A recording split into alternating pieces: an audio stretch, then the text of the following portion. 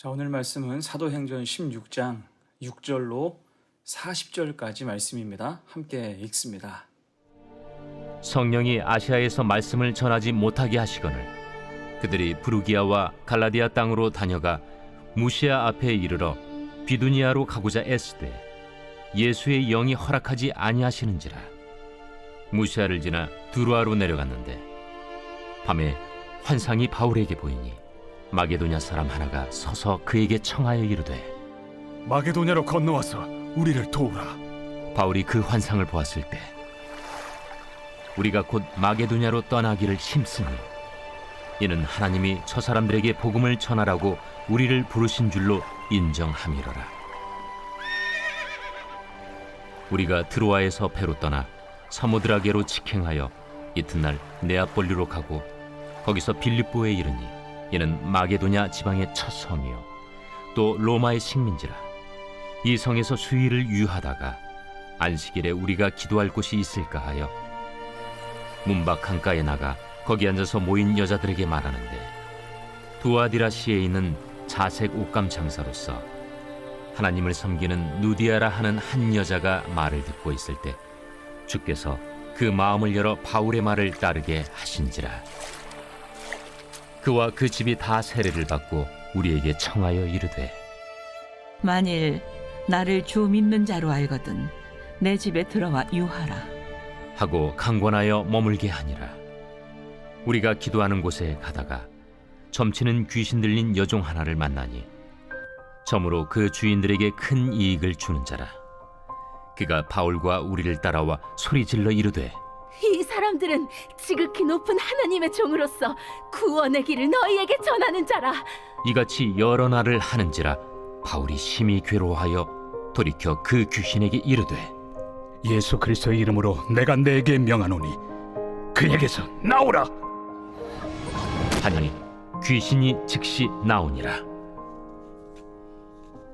여종의 주인들은 자기 수익의 소망이 끊어진 것을 보고 바울과 실라를 붙잡아 장터로 관리들에게 끌어갔다가 상관들 앞에 데리고 가서 말하되 이 사람들이 유대인인데 우리 성을 심히 요란하게 하여 로마 사람인 우리가 받지도 못하고 행하지도 못할 풍속을 전한다. 무리가 일제히 일어나 고발하니 상관들이 옷을 찢어 벗기고 매로 치라 하여 많이 친 후에 옥에 가두고 간수에게 명하여 든든히 지키라 하니 그가 이러한 명령을 받아 그들을 깊은 옥에 가두고 그 발을 착고에 든든히 채웠더니 한밤중에 바울과 실라가 기도하고 하나님을 찬송하며 죄수들이 듣더라. 이에 갑자기 큰 지진이 나서 옥터가 움직이고 문이 곧 다 열리며 모든 사람이 매인 것이 다 벗어진지라. 간수가 자다가 깨어 옥문들이 열린 것을 보고 죄수들이 도망한 줄 생각하고 칼을 빼어 자결하려 하거늘 바울이 크게 소리질러 이르되 내 몸을 상하지 말라. 우리가 다 여기 있노라. 간수가 등불을 달라고 하며 뛰어들어가 무서워 떨며 바울과 실라 앞에 엎드리고 그들을 데리고 나가 선생들이여, 내가 어떻게 하여야 구원을 받으리이까? 주 예수를 믿으라. 그리하면 너와 내 집이 구원을 받으리라. 하고 주의 말씀을 그 사람과 그 집에 있는 모든 사람에게 전하더라.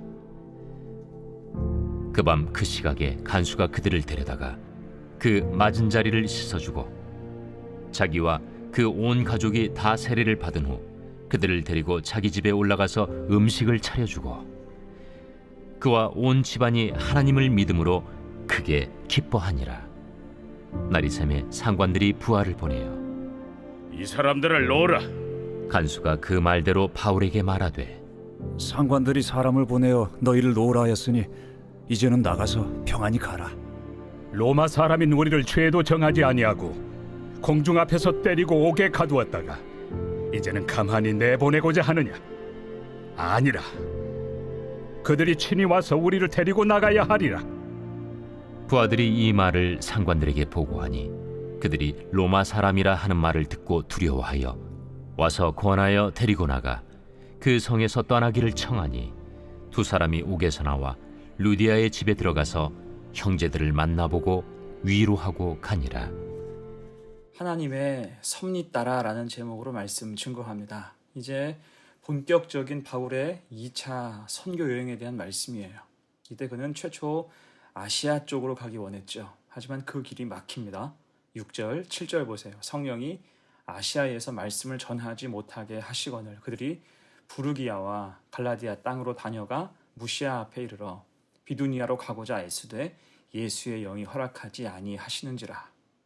그 성령이 막으셨고 예수의 영이 허락하지 않으셨습니다. 그러자 바울은 그 길로 모든 계획을 다 접어요. 자기 계획을 다 접습니다. 이게 탁월함이에요. 자기를 주장하지 않았습니다. 성령이 역사하지 않는 길을 가는 것은 사역자의 본분을 망각하는 것임을 잘 알고 있었기 때문이에요. 자, 그러자 하나님께서 다른 선교의 길을 열어주시죠. 9절 말씀 보세요. 밤에 환상이 바울에게 보이니 마게도냐 사람 하나가 서서 그에게 청하여 이르되 마게도냐로 건너와서 우리를 도우라 하거늘. 아멘. 이에 바울은 그 즉시 자기 생각을 접고 주님의 뜻을 따라서 마게도냐로 떠나게 됩니다. 그렇게 빌립보까지 오게 됐어요. 오늘 본문은 그 이후에 대한 이야기죠. 어떤 일들이 있었을까? 두 가지 교훈으로 생각을 해봅니다. 첫 번째, 나는 준비 못해도 하나님이 준비하신다는 것입니다. 이제 빌립보에 도착한 바울은 너무나 막막했어요. 준비하고 계획해서 온 것이 아니었기 때문입니다. 거기다가 빌립보에는 유대인 회당이 없었죠. 유대인 회당이라도 있으면 여러 도움과 정보를 얻을 수 있을 텐데 회당 자체가 없었습니다. 그럼 그냥 바울은 손 놓고 있었을까요? 아니죠. 여기에서 바울의 탁월함이 드러납니다. 13절 상반절이에요. 안식일에 우리가 기도할 곳이 있을까 하여 문 밖 강가에 나가. 기도할 곳을 찾으러 성문 밖에 있는 강가로 나갔다는 거예요. 여러분, 이게 믿음 있는 사람의 모습이겠죠. 답답한 일을 당할 때 우리는 은혜의 자리를 찾아야 됩니다. 삶의 혼란이 커지면 기도하며 정비할 수 있어야 돼요. 지금 바울이 그런 것입니다. 답답하게 수일을 보낸 것이 아니라 기도하면서 주의 뜻을 구한 거예요. 하나님을 향해서 이 빌립보에서 어떤 사역을 할 것인가 간절히 간구하며 지혜를 찾은 것입니다. 그러자 놀랍게도 하나님이 어떻게 역사하세요? 그 강가에서 루디아를 만나게 하세요. 루디아는 자색 옷감 장사로서 하나님을 섬기는 사람이었습니다. 여러분, 바울은 갑자기 계획이 변경되어서 아무것도 준비하지 못하고 이곳에 왔지만 정작 누가 준비하셨습니까? 하나님이 모든 것을 준비하셨다는 거예요. 루디아와 연결하셨습니다. 루디아를 만나게 되어서 사역의 기반이 생겼고 연고가 생겼어요. 정보를 얻게 되었고 귀한 믿음의 동역자이며 일꾼을 얻게 된 것입니다. 자, 그래서 우리가 기억할 것. 이 놀라운 일이 어디에서 시작되었을까요? 굳건한 믿음입니다. 바울은 하나님의 인도하심에 대한 확신과 순종이 있었고 처음 막막한 며칠을 기도하며 채웠을 때 하나님께서 만남의 은혜를 허락하여 주신 것입니다. 사역의 길을 열어주신 거예요. 우리에게도 이런 은혜가 임하기를, 힘들고 어려운 일 앞에서, 막막함 앞에서 그냥 주저앉는 것이 아니라 하나님을 향해서 기도하면서 지혜를 구할 때 선한 주의 역사가 가득 임하는 복된 삶을 사는 성도가 되시기를 간절히 축원합니다. 아멘. 두 번째예요. 하나님의 섭리 따라 두 번째, 낙심하지 말라는 것입니다. 이제 루디아를 만나서 빌립보 선교의 물꼬가 열렸어요. 한참 잘 되고 있었습니다. 유대인 회당이 없으니 유대인의 간섭도 제한적이었어요. 자, 그렇게 복음을 전하는데 자꾸 성가시게 하는 일이 생겼습니다. 귀신 들린 자가 자꾸 방해하는 거예요. 결국 바울은 보다 못해 귀신을 쫓아버리죠. 18절 말씀입니다. 이같이 여러 날을 하는지라 바울이 심히 괴로워하여 돌이켜 그 귀신에게 이르되 예수 그리스도의 이름으로 내가 내게 명하노니 그에게서 나오라 하니 귀신이 즉시 나오니라. 아멘. 귀신을 쫓아보낸 거예요. 그랬더니 그 사람의 주인들이 와서 노발대발합니다. 그들은 귀신 들린 사람을 이용해서 점을 쳐주고 지금껏 쉽게 돈 벌고 살았는데 이제 귀신 나갔으니 돈벌이가 사라진 것과 같았어요. 이에 바울을 고발하죠. 대신 고발하는데 온갖 거짓말로 참소합니다. 성을 요란하게 한다. 이상한 풍속을 전한다. 그러자 여러 사람들이 또 동조해요. 이것이 마귀 역사라는 것입니다. 합심해서 그들은 악한 일을 도모하는 거예요. 그래서 바울과 실라는 즉결 처분을 받고 흠신 두들겨 맞은 후에 감옥에 갇히게 됐어요. 어떻습니까? 모든 상황이 너무나 억울해요. 사실 한 여인 속에 있던 악한 마귀, 귀신을 쫓아낸 것은 상 받을 일이죠. 한 생명을 살린 것과 같기 때문입니다. 하지만 돌아온 것은 수많은 고초였어요. 낙심이 되는 상황이죠. 하지만 이런 상황 앞에서 바울은 어떻게 합니까? 놀라운 장면이에요. 그들은 그 속에서 기도하고 찬송합니다. 24절, 25절, 그가 이러한 명령을 받아 그들을 깊은 옥에 가두고 그 발을 착고에 든든히 채웠더니 한밤중에 바울과 실라가 기도하고 하나님을 찬송하며 죄수들이 듣더라. 아멘. 억울함과 절망만이 가득한 그 차가운 감옥에서 오히려 하나님을 바라본 것입니다. 여러분, 이게 믿음이에요. 억울함과 고난 너머에서 길을 인도하시는 하나님을 바라볼 수 있는 것, 섭리 앞에 순종할 수 있는 것이 믿음인 줄로 믿습니다. 자, 그럴 때 오늘 어떤 일이 벌어집니까? 땅이 진동하고 옥문이 열렸어요. 26절, 이에 갑자기 큰 지진이 나서 옥터가 움직이고 문이 곧 다 열리며 모든 사람의 매인 것이 다 벗어진지라. 아멘. 악한 마귀의 결박을 하나님이 다 풀어주신 것입니다. 마귀 역사로 고발당하고 매맞고 옥에 갇혔지만 그 모든 것을 하나님께서 회복시키신 거예요. 그리고 더 감사한 것은 이 일이 복음을 전파하는 중요한 통로가 되었다는 것입니다. 하나님은 옥문이 열린 일로 처벌이 두려워서 낙심한 간수를 만나게 하셨어요. 바울은 그의 목숨을 살리고 대신 그 집에 가서 복음을 전하게 되는 것입니다. 그가 물었죠. 선생들이여, 내가 어떻게 하여야 구원을 받으리이까? 이때 바울은 역사에 남을 만한 명언을 합니다. 주 예수를 믿으라. 그리하면 너와 내 집이 구원을 받으리라. 아멘. 여러분, 이것이 하나님의 섭리입니다. 하나님은 바울이 당한 고난과 핍박을 통로로 삼으셔서 복음을 전하게 하셨어요.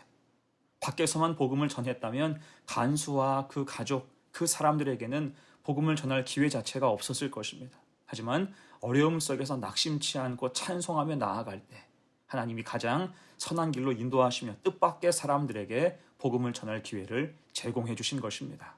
여러분, 그래서 하나님은 어떤 분입니까? 모든 것을 섭리 가운데 인도하시는 분이에요. 그 앞에서 우리는 믿음으로 살며 쉽게 낙심하지 말아야 할 것입니다. 오히려 찬송하고 기도하며 나아갈 때 가장 귀한 은혜로 역사하시기 때문이에요. 이 믿음 가지고 살아가는 성도가 되시기를 간절히 축원합니다. 아멘. 이제 말씀을 정리하면서 여러분, 우리의 삶은 늘 예기치 않은 방향으로 흐를 때가 있어요. 오늘 바울도 예상치 못한 일들 앞에서 당황했겠죠. 선교 여행의 여정이 갑자기 바뀌었고 갈 길을 몰라서 답답할 때가 있었습니다. 또한 선한 일을 하고도 극심한 고난당할 때 그 마음은 한없이 괴로웠을 것입니다. 하지만 바울은 그 순간 하나님을 바라보고 기도하고 찬송했죠. 그럴 때 하나님은 빌립보의 강가에서 루디아를 만나게 하셨고 또한 차디찬 감옥을 통해서는 관리와 그 가족에게 복음을 전할 기회를 얻게 하셨습니다.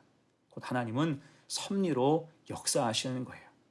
감히 우리의 지식으로는 따라갈 수 없는 하나님의 섭리가 있다는 것입니다. 필요한 것은 그때까지 순종하는 것, 기도하며 믿음으로 견디는 것에 있습니다. 그렇게 섭리의 역사를 체험하며 하나님의 은혜 앞에서 참 기쁨으로 찬양할 수 있는 복된 성도와 교회가 되시기를 간절히 축원합니다. 아멘. 함께 기도합니다. 은혜로우신 하나님, 오늘 바울은 예상치 못한 일들을 겪으면서 마음고생이 심했지만 그때마다 선하신 하나님께 기도하며 가장 선하게 역사하시는 하나님의 섭리를 체험하는 장면을 봤습니다.